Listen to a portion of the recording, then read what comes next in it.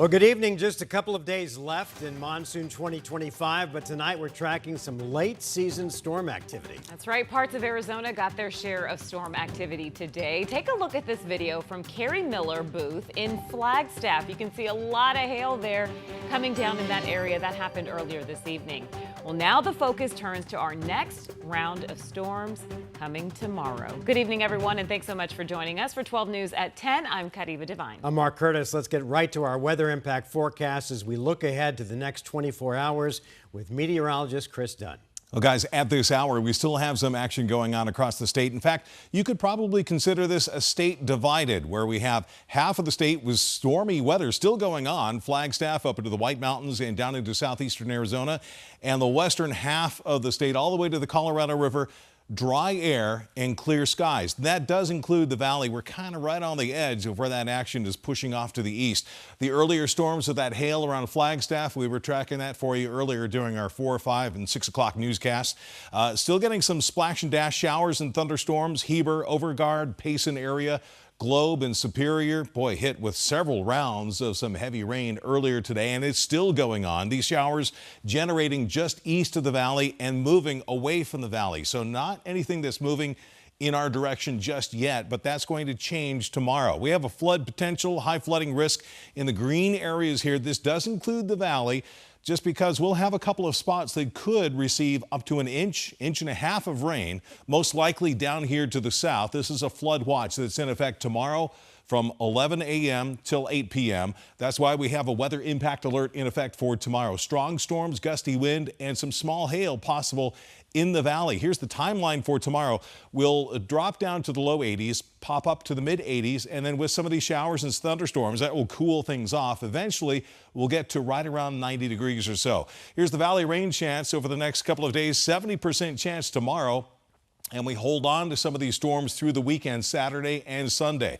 Quick look at our futurecast as we go through tonight into tomorrow and tomorrow morning. This is noontime tomorrow. Here come the storms. So as early as 11 o'clock to 12 o'clock tomorrow, send in the rain. A little bit of a break, but more showers on the way for the rest of the weekend, Saturday and Sunday. A closer look at your 7-day forecast and much more is coming up. All right, Chris, thanks. Developing in Scottsdale tonight, police say a man is facing charges after a standoff at an extended stay hotel.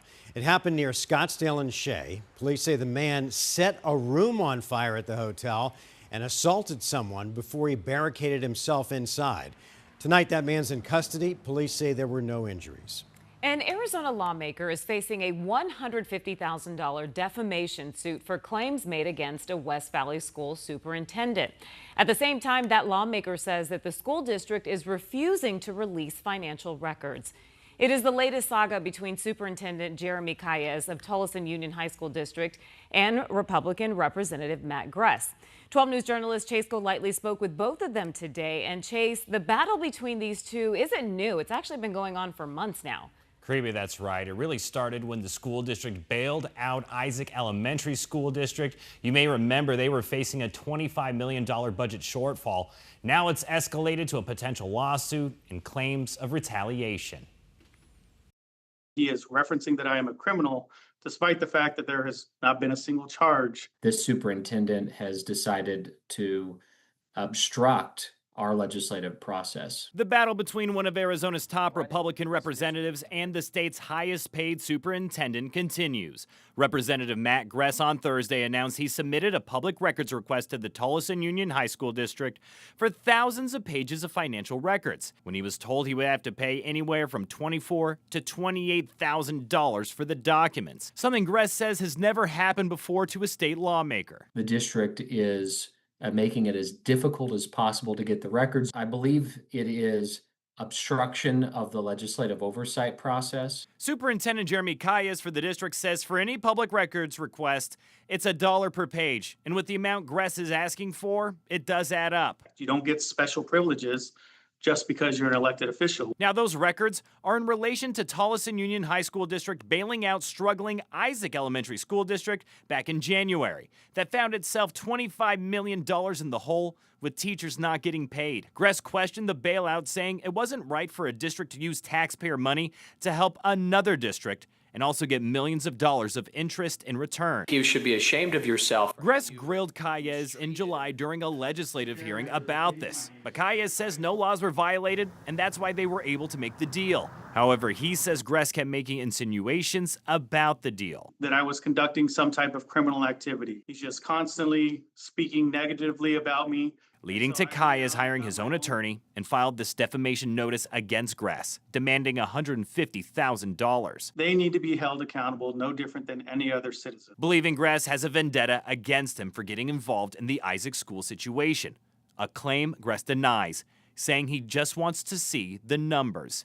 And his response to the notice of claim? Any attempt to try to intimidate or silence my inquiry into this situation that a lot of people have concerns about, I will be undeterred.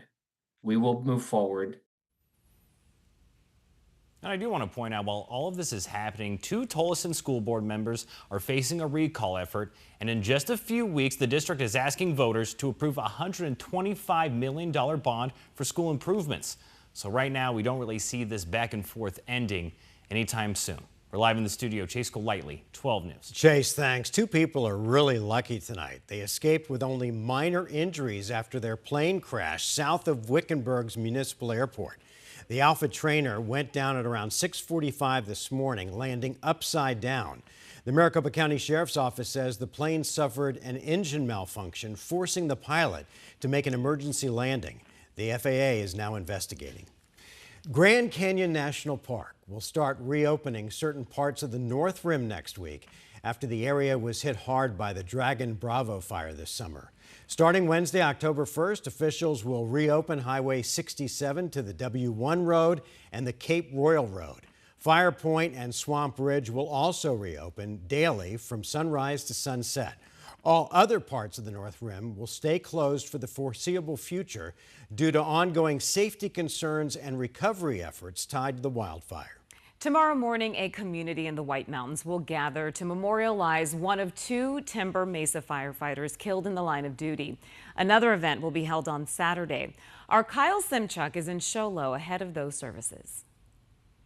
Well, I'm standing outside Show Low High School. This is where tomorrow the auditorium will fill with hundreds of friends, family members, and firefighters from across the state as they pay their final respects to firefighter paramedic Brenna Kulikowski and firefighter EMT Damon Thompson. The small mountain town of Show Low is still reeling from the tragedy on Highway 260. 31-year-old Kulikowski and 21-year-old Damon were killed in a head-on crash earlier this month while returning from a patient transport in Phoenix. Now, since that night, they have been under honor watch, a 24-hour firefighter vigil ensuring they are never left alone.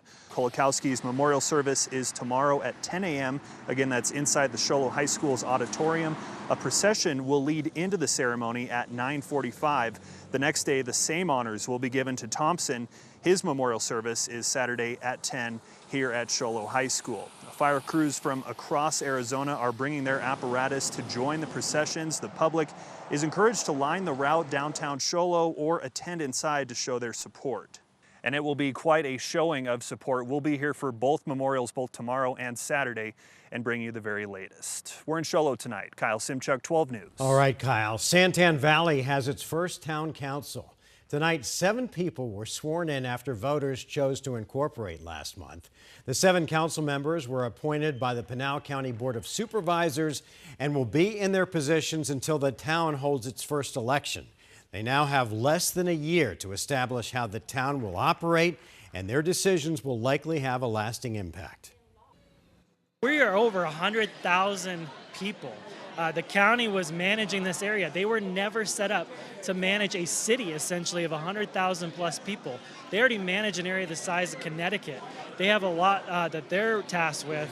And so for us, we want to be able to step in and provide local leadership for our area and start making the decisions that are needed for our area. There's a lot of tasks. They've got to go through budgets. They've got to do a financial plan, a budget for the future.